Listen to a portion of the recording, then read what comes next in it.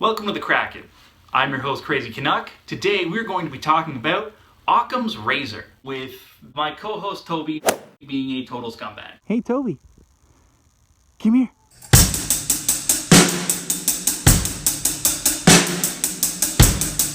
Occam's razor is a simple philosophical tool that you can use in your day-to-day life to help figure out whether what you're reading is probably true or probably fake. Okay, let's get the boring historical context out of the way. William of Occam was a 13th century British monk. That's all you need to know about him. Occam's razor states that when competing hypotheses are being considered, the one with the fewest assumptions should be accepted. Now, this is not used to determine absolute truths, but it's very useful when you're dealing with half-truths, possible truths, all of these rumors that are taking place on Twitter. Can this be debunked? Can this be confirmed? You often hear that excuse of, well, unless you can prove it's not true, I'm going to continue to believe it. Well, Occam's razor is a tool that can help you cut through that bullshit. You need to start to consider how many moving pieces are going on in any given argument.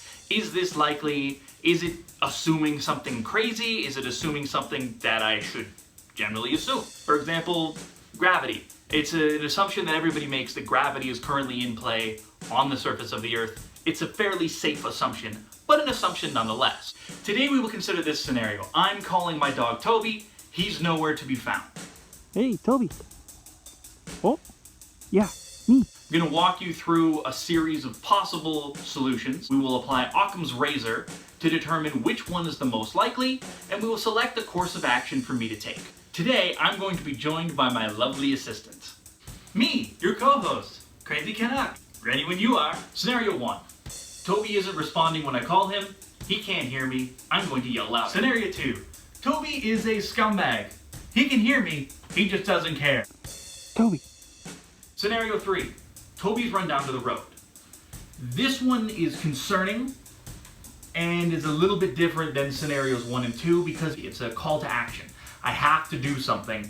Toby's on the road. He's in danger. Scenario 4. Toby went behind the house. He likes to go there occasionally and eat things that he shouldn't eat and roll around in dirt and mud and pick up all kinds of burrs and pine cones. I need to go check the back of the house. Scenario number 5. Toby has been taken by a pack of coyotes. Very concerning, very upsetting. My only course of action is to charge into the woods with whatever weapon I can find. I have to save my loyal co-host. If this is what's happening and I choose not to do it, there are dire consequences. This type of argument gets a lot of play on the internet and just in smaller social circles for that reason. Scenario 6. Toby has fallen victim to the international dog kidnapping cabal. It's all been a plan. The dogs were never running away in the first place. We have to do something about this. We have to call Interpol, we gotta call the FBI, we gotta call the Justice League. Something needs to be done. Get the bat signal up. I'm ending this. So here we have 6 possible explanations for Toby not responding when he's called. Options 1, 2, 3, and 4 are all considered plausible by Occam's razor as they contain very few assumptions and those that they do are of a high quality. 5 and 6 would be rejected.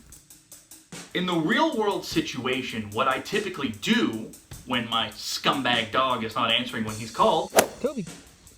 Hey Toby. Hey. Hey. Hi. Come on. Come on, let's go. is I go check the road. Because it's reasonable, it doesn't assume much. It doesn't cost me a lot to do this, far less than me running through the woods like a maniac with a machete or a shovel. And if he's not there, it's okay, because I just continue my search back up towards the house. As it turns out, it's typically scenario 4. Typically, he's run around behind the house, and by the time I get back, he's looking at me like I'm an idiot, and I've wasted his time making him sit on the doorstep.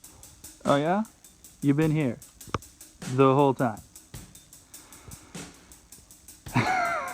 I hope that this was helpful. I hope that you now understand the tool, and I hope that you can take it forward and apply it in your day-to-day life.